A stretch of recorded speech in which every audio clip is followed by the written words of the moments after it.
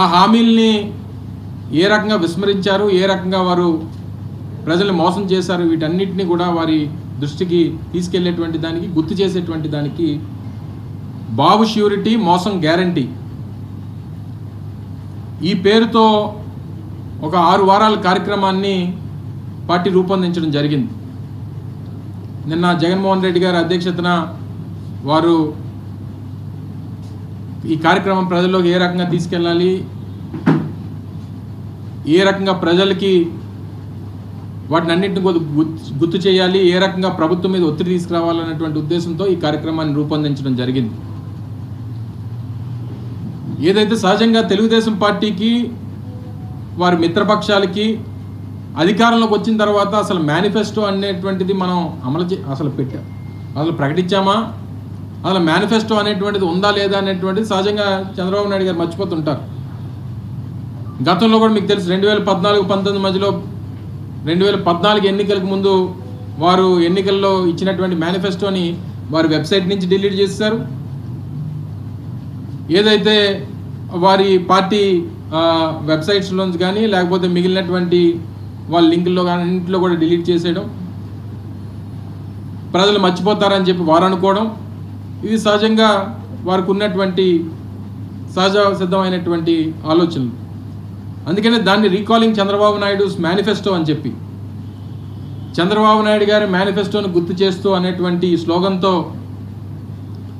ఒక క్యూఆర్ కోడ్ని కూడా ప్రజల్లోకి తీసుకొని వెళ్ళి ఈ క్యూఆర్ కోడ్ ద్వారా స్కాన్ చేసి, ఎందుకంటే టెక్నాలజీ అని చెప్పి మాట్లాడేటువంటి చంద్రబాబు నాయుడు గారు, మరి మేము కూడా అదే టెక్నాలజీని యూజ్ చేసి ఈ క్యూఆర్ కోడ్ని స్కాన్ చేస్తే వారు 2019లో 2024 ఎన్నికల ముందు ఇచ్చినటువంటి మేనిఫెస్టోని ప్రజలందరూ కూడా డౌన్లోడ్ చేసుకోవచ్చు.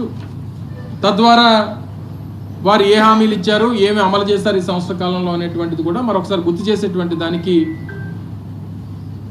ఈ కార్యక్రమాన్ని రూపొందించడం జరిగింది. అయితే చంద్రబాబు నాయుడు గారు నిన్నగాక మొన్న కొన్ని సందర్భాల్లో మాట్లాడుతూ అసలు పూర్తిగా మేనిఫెస్టో అంతా అమలైపోయినట్టే, ఆ సూపర్ 6 గురించి మాట్లాడడానికి వీల్లేదు, సూపర్ 6 అనేటువంటిది అమలు చేసేసాం, దాని గురించి ఎవరన్నా మాట్లాడితే వారి నాలుక మందం అనేటువంటిది వారి ప్రసంగాల్లో, వారి పత్రికా సమావేశాల్లో ఎక్కడికక్కడ మాట్లాడడం అనేటువంటిది కూడా చూసాం. సో ఈ మేనిఫెస్టోలో ముఖ్యంగా ఇది వారి మేనిఫెస్టో.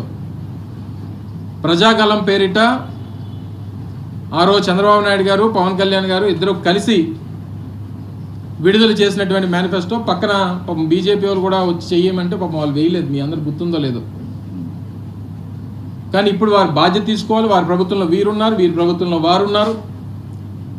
ఇది పూర్తిగా ఉమ్మడి వారి కూటమి నాయకులు ఎవరైతే ఉన్నారో, పార్టీలు ఏవైతే ఉన్నారో వారందరూ కూడా బాధ్యత తీసుకోవాలి. ఈ మేనిఫెస్టోని ప్రజల్లో తీసుకెళ్లేటువంటి కార్యక్రమం చేయబోతా ఉన్నాం. ఈ మేనిఫెస్టోతో పాటు వారు ఇచ్చినటువంటి